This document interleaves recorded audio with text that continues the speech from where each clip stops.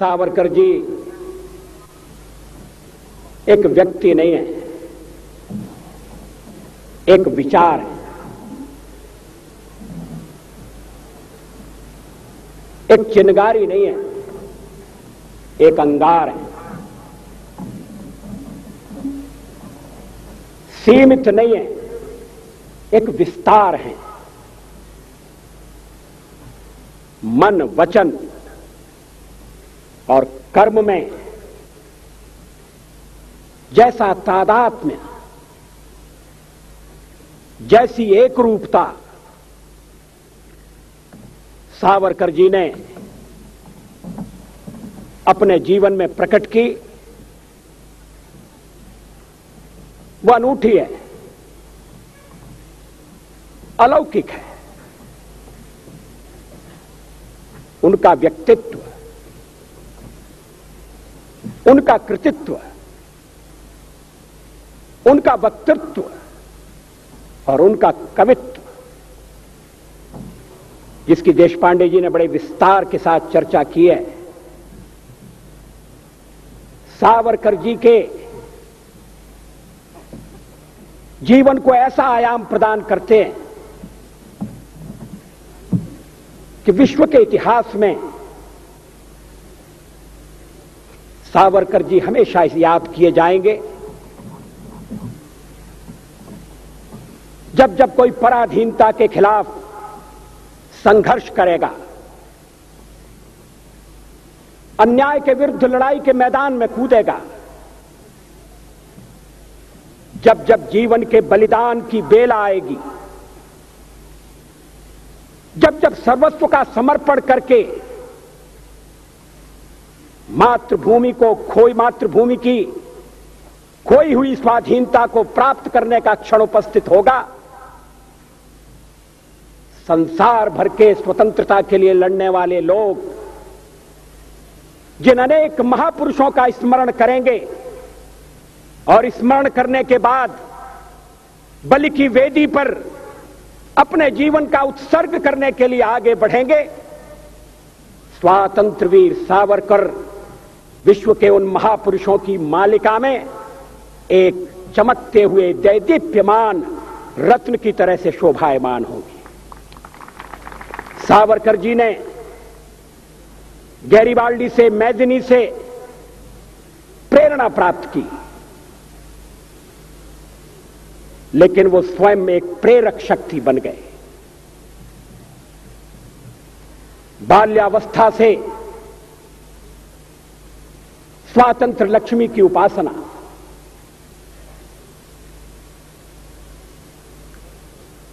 ग्यारह वर्ष की उम्र में सवाई माधो सिंह के बारे में फाटका लिखना,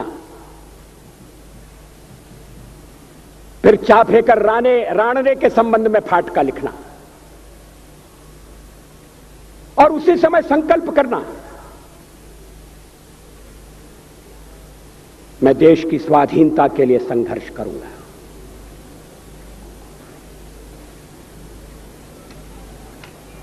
सावरकर जी पूर्व जन्म को नहीं मानते थे, देशपांडे जी भी नहीं मानते, मगर 11 वर्ष की उम्र में स्वतंत्रता का संकल्प पैदा होना, अगर इसमें कोई पूर्व जन्म का संस्कार हो तो मुझे आश्चर्य नहीं होगा, मुझे कोई चमत्कार नहीं होगा। आप कह सकते हैं कि मैं बुद्धिवादी नहीं हूं, लेकिन जब अलौकिक प्रतिभा के दर्शन होते हैं,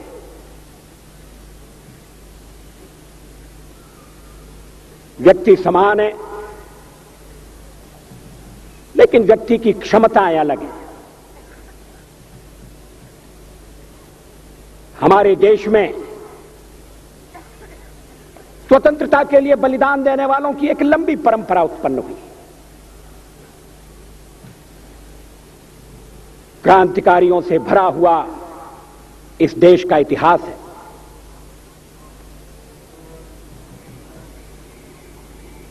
महाराष्ट्र से, बंगाल से, पंजाब से, ब्रिटिश साम्राज्यवाद की समाप्ति के लिए सशस्त्र संघर्ष करना होगा। बिना हथियार उठाए आजादी नहीं मिलेगी।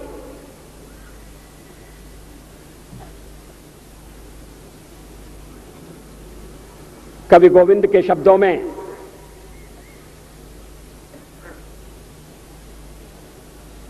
बिना युद्ध के स्वतंत्रता किसको मिली है? इस पर जिनका विश्वास था उन्होंने बलिदान की पराकाष्ठा कर दी।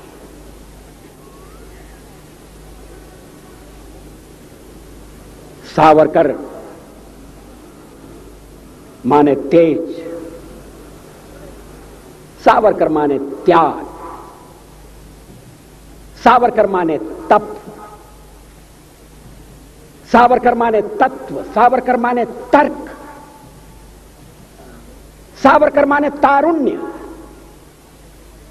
सावरकर माने तीर, सावरकर माने तलवार, सावरकर माने तिलमिलाहट। सागरा प्राण तड़मड़ला, तलमड़ाती हुई आत्मा।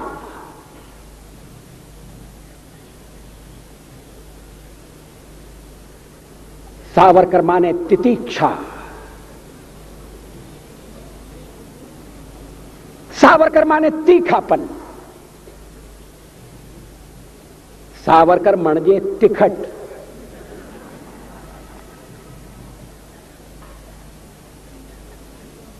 कैसा बहुरंगी व्यक्तित्व।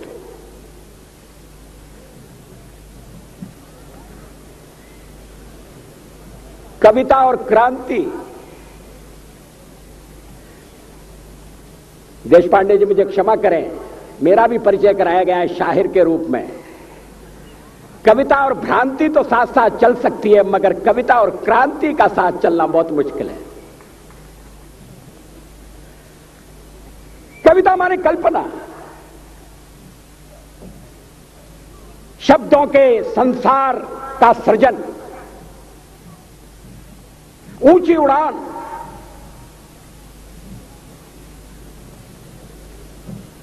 और कभी कभी ऊंची उड़ान में अगर धरातल से पांव उठ जाए, वास्तविकता से नाता टूट जाए, तो कवि को शिकायत नहीं होगी।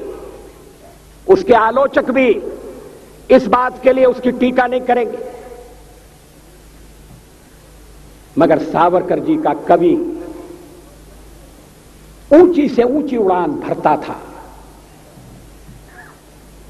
सावरकर में ऊंचाई भी थी और गहराई भी थी, मगर उन्होंने यथार्थ की धरती से कभी नाता नहीं तोड़ा।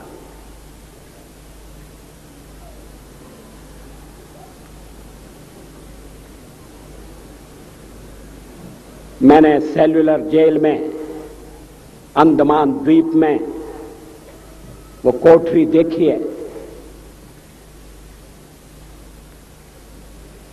जिसमें सावरकर जी को अपने जीवन का बहुत महत्वपूर्ण अंश तिल तिल जलकर मिटाना पड़ा था।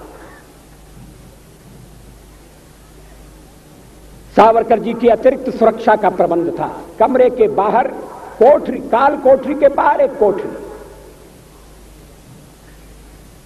और कैदियों से तो दालान में जाकर मिला जा सकता था। सावरकर जी की कोठरी के आगे भी एक कोठरी बनाकर सींचे खड़े कर दिए गए। सागर का किनारा, पता नहीं सागर और सावरकर का क्या संबंध था। गोदावरी ने भी सावरकर जी को प्रभावित किया था। वो जिस तरह से जहाज से सागर में कूद पड़े, स्वतंत्रता के लिए छलांग लगा दी। उत्ताल सागर की तरंगें, अनंत सागर, अपार जलराशि, कहां किनारा है, कौन सा ठिकाना मिलेगा, इसका भरोसा नहीं। मगर अंतःकरण में एक संकल्प, मैं पराधीनता स्वीकार नहीं करूंगा। ऐसा संकल्प, ऐसा पराक्रम, ऐसा पौरुष, सागर से दो दो हाथ करने का फैसला,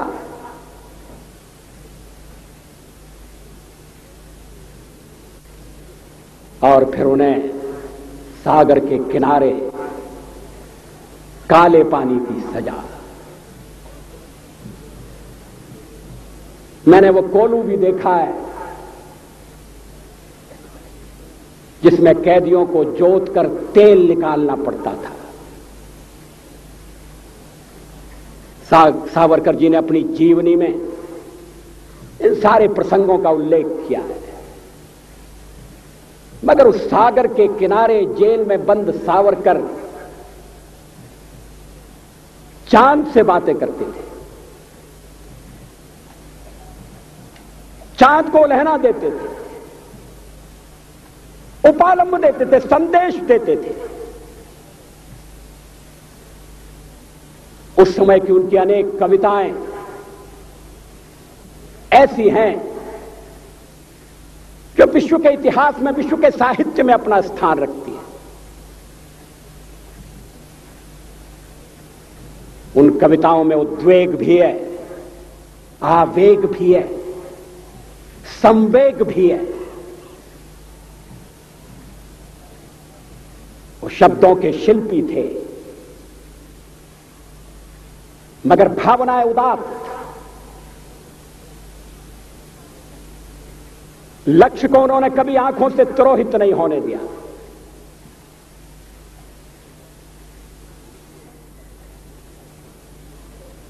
सावरकर जी से मेरा परिचय पहले कवि के नाते होगा। उनके क्रांतिकारी स्वरूप से तो सभी लोग अवगत थे। मुझे कविता में थोड़ी सी रुचि, संघ के साथ मेरा संपर्क, सावरकर जी की कविताओं का गायन मेरे लिए मराठी समझना मुश्किल था, लेकिन मैंने थोड़ा थोड़ा सीखने का प्रयत्न किया। मैं ग्वालियर का हूं और ग्वालियर की अपनी मराठी है। वरचा मजला खाली आहे, ये पुणे वालों की समझ में नहीं आएगा। जो मजला नीचे कैसे हो सकता है, मगर एक ग्वालियर ने मराठी में जो योगदान दिया है, यह उसका सबूत है। मैंने सावरकर जी की कुछ कविताओं का हिंदी में अनुवाद करने का प्रयत्न किया। मैं चमत्कृत रह गया। कोई क्रांतिकारी होते हुए इतना अच्छा कवि कैसे हो सकता है?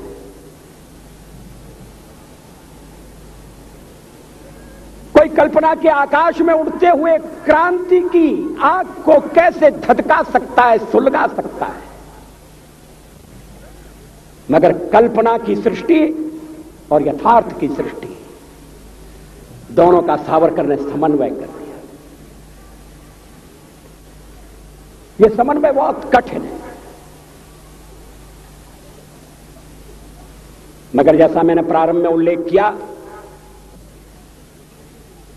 सावरकर के जीवन की समग्रता ऐसे अनूठे गुणों से भरी हुई है। प्रखर राष्ट्रवाद, समझौता न करने वाला राष्ट्रवाद, जीवन का क्षण क्षण और शरीर का कण कण मातृभूमि की स्वतंत्रता के लिए समर्पण कर देने वाला राष्ट्र प्रेम, मगर उसके साथ मूलगामी समाज सुधारक की भूमिका बैठक। कवि के बाद अगर सावरकर का कोई स्वरूप मुझे सबसे ज्यादा आकृष्ट करता है तो वो समाज सुधारक का रूप है। रत्नागिरी की नजरबंदी में उस समय लिखी गई कविताएं देखिए। बाल विधवा की पीड़ा, एक तो विधवा और उस पर बाल विधवा, पुनर्विवाह पर प्रतिबंध, ऐसी अभागी नारी कहां जाए। सावरकर बड़े बड़े प्रश्नों में उलझे थे। उस समय स्वतंत्रता से बढ़कर और कौन सा प्रश्न हो सकता था। मगर सावरकर दृष्टा भी थे, समाज के शिल्पकार भी थे, विकृतियों से लड़ने वाले योद्धा भी थे, कुरीतियों का निर्मूलन करने के लिए कटिबद्ध समाज सुधारक भी थे। आज अगर सावरकर जीवित होते तो सावरकर की धीर गंभीर वाणी में शाहबानों की व्यथा प्रकट होती, मुखरित होती। 70 साल की नारी, पति द्वारा परित्यक्ता, बच्चों की मां, कहां जाए, किसका दरवाजा खटखटाए। और अगर सावरकर जी शाहबानों के लिए बोलते तो कोई उन पर आक्षेप नहीं ले सकता था, क्योंकि उनके लिए नारी नारी में अंतर नहीं था, उनके लिए संप्रदाय संप्रदाय में भेद नहीं था। उनके अंतःकरण की पीड़ा, वेदना का पारावार, कुरीतियों से लड़ने की उनकी मनोस्थिति, ये किसी एक वर्ग या एक संप्रदाय तक सीमित नहीं थी। इस अभागे देश में आज भी अस्पृश्यों के लिए मंदिरों के दरवाजे बंद हैं, कुछ मंदिरों के दरवाजे बंद हैं। गांधी जी ने तो हरिजनोद्धार की बात बाद में कही, सावरकर जी ने पहले कही। मेरे लिए दरवाजे खोल दो, एक उनकी प्रसिद्ध कविता है मराठी की।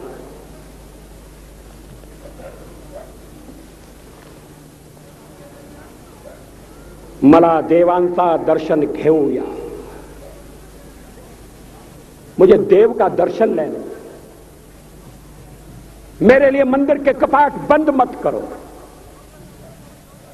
भगवान और भक्त के बीच में कोई खड़ा न रहे। कितनी वेदना है, कितनी व्यथा है, मुझे भगवान के दर्शन लेने दो। कुरीतियों में पड़कर हम भगवान और भक्त के बीच में भी खड़े हो गए।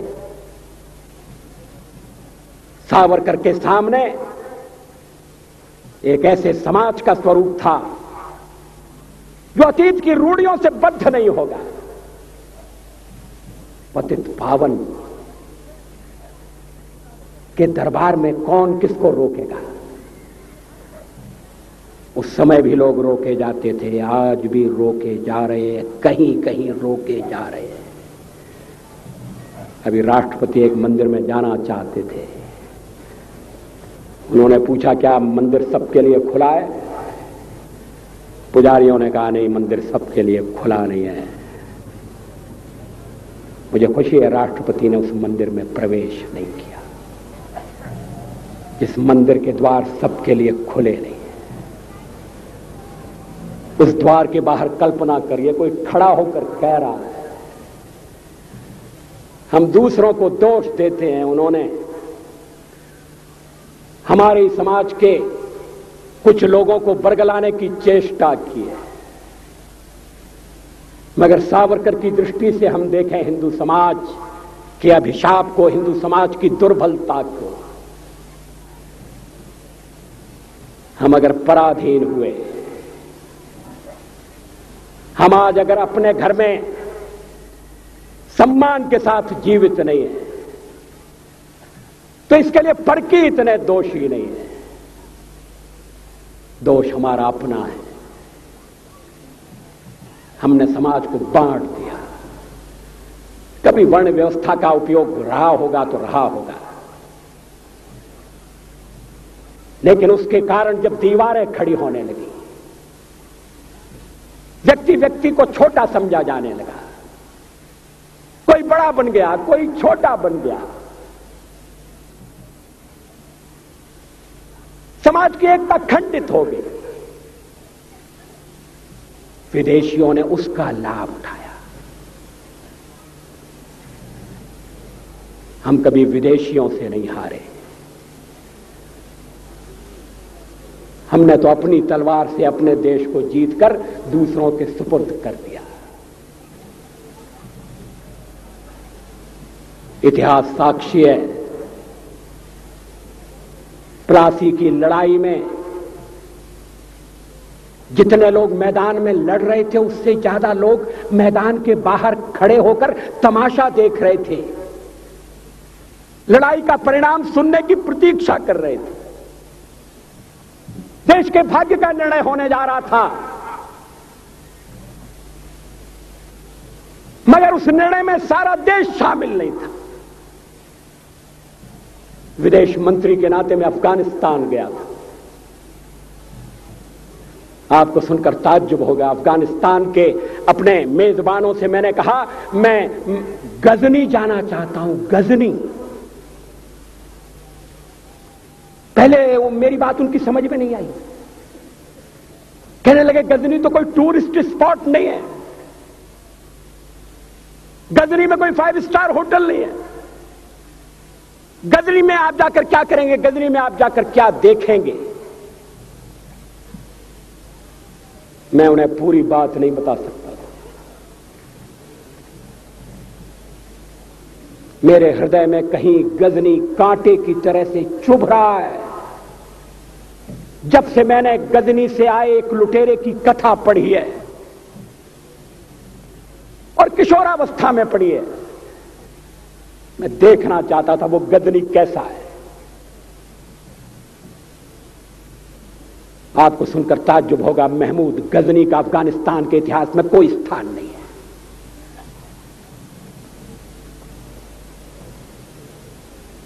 गजनी छोटी सी जगह है, छोटा सा गांव है। कल्पना करिए, सैकड़ों साल पहले वहां धूल उड़ती थी, झोंपड़ियां थी, मगर एक लुटेरा लुटेरों को इकट्ठा करता हुआ सोने की चिड़िया को लूटने के लिए चला आया। आपस की फूट से जो राजा है वो लड़ेगा, जो क्षत्रिय है वो लड़ेगा।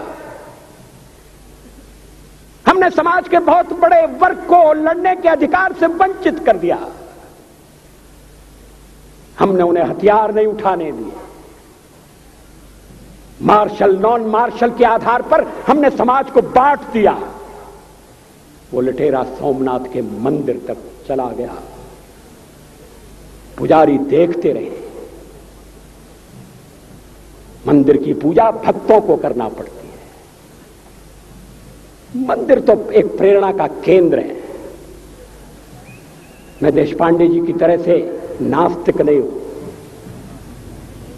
मगर उनकी नास्तिकता में भी जो आस्तिकता है, मैं उसका आदर करता हूं, उसका सम्मान करता हूं। वो जिस आत्मविश्वास से नास्तिक होने की बात कहते हैं, तो मैं उनसे कहना चाहता हूं वो सचमुच में नास्तिक नहीं है। जिसकी आस्तिकता है, जिसका विश्वास है, वो नास्तिक कैसे हो सकता है? विश्वास किसमें है ये बड़ी बात नहीं है, विश्वास है या नहीं। हमने समाज के बहुत से बड़े वर्ग को विश्वासहीन बना दिया।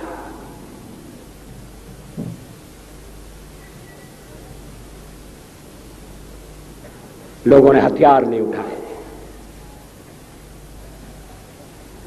वेद पढ़ने के दरवाजे बंद कर दिए। इसलिए हम पादाक्रांत हुए। अफगानिस्तान में मैंने एक बात और देखी, मुझे जिस होटल में ठहराया गया उसका नाम था कनिष्क। अफगानिस्तान एक मुस्लिम देश है। मुझे बड़ा ताज्जुब हुआ, मैंने कहा कनिष्क यहां कहां से आया? तो मेरे साथ अफगानिस्तान के विदेश मंत्री थे। मैंने कहा कनिष्क आपका कौन लगता है, कनिष्क से आपका क्या संबंध है? कहने लगे कनिष्क हमारा पूर्वज है, कनिष्क हमारा पुरखा है। He was one of our forefathers। मैंने कहा तब तो हमारे आपके पुरखे एक हैं। अफगानिस्तान के लोगों ने उपासना पद्धति बदली है, संस्कृति नहीं बदली।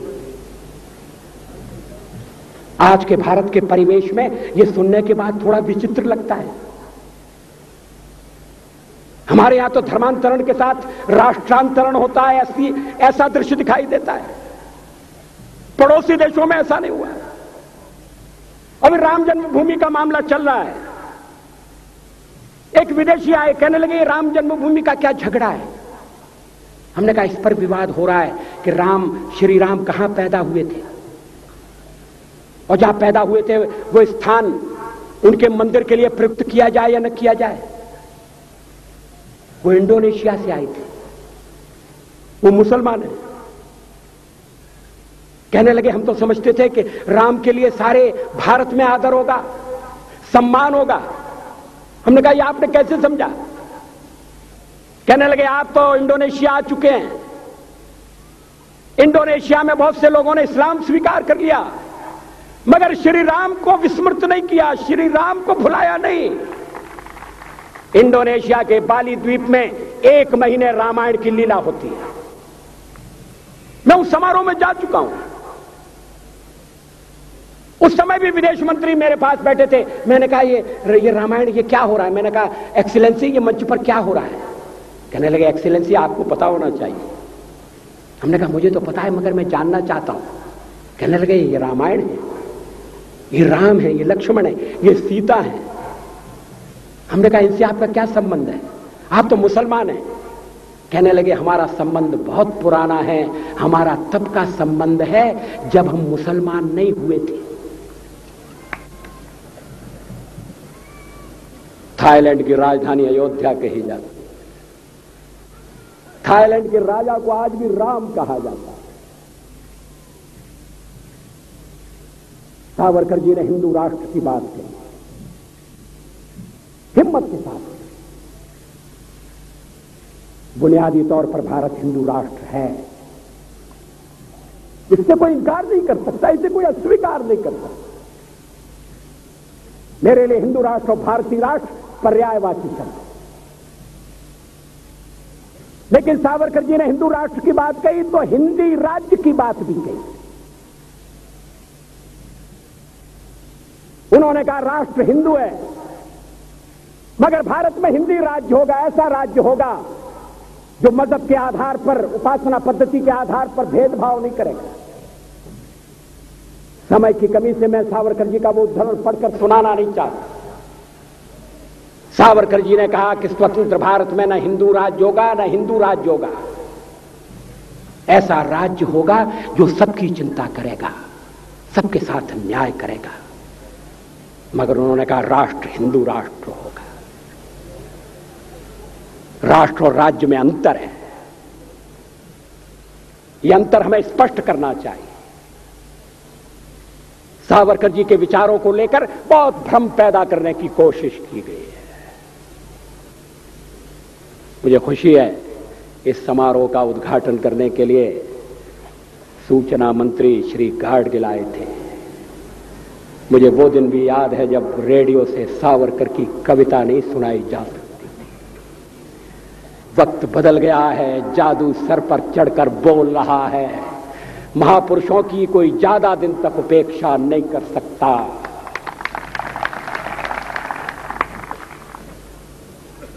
राजकारण की वजह से सावरकर की उपेक्षा हुई।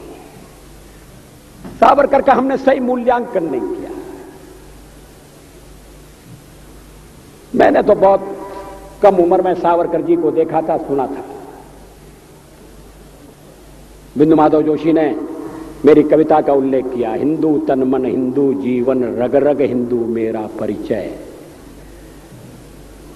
ये मैं 10वें दर्जे में पढ़ता था, उस समय की लिखी हुई कविता है। लोग कहते हैं वो कविता लिखने वाला वाजपेयी अलग था, जो राजकारण करने वाला वाजपेयी वो अलग है। इसमें कोई सच्चाई नहीं है। मैं हिंदू हूं ये मैं कैसे भूल सकता हूं, किसी को भूलना भी नहीं चाहिए। मगर मेरा हिंदुत्व सीमित नहीं है, संकुचित नहीं है। मेरा हिंदुत्व हरिजन के लिए मंदिर के दरवाजे बंद नहीं कर सकता। मेरा हिंदुत्व अंतर प्रांतीय, अंतर जाति, अंतरराष्ट्रीय विवाहों का विरोध नहीं करता। हिंदुत्व सचमुच में विशाल है। मेरा हिंदुत्व क्या, हम तो एक कण की तरह से हैं, सावरकर जी एक पर्वत की तरह से। हम लोग तो एक बिंदु हैं, सावरकर सिंधु की तरह से। मगर कण में भी, बिंदु में भी वही गुण है, वही क्षमता है।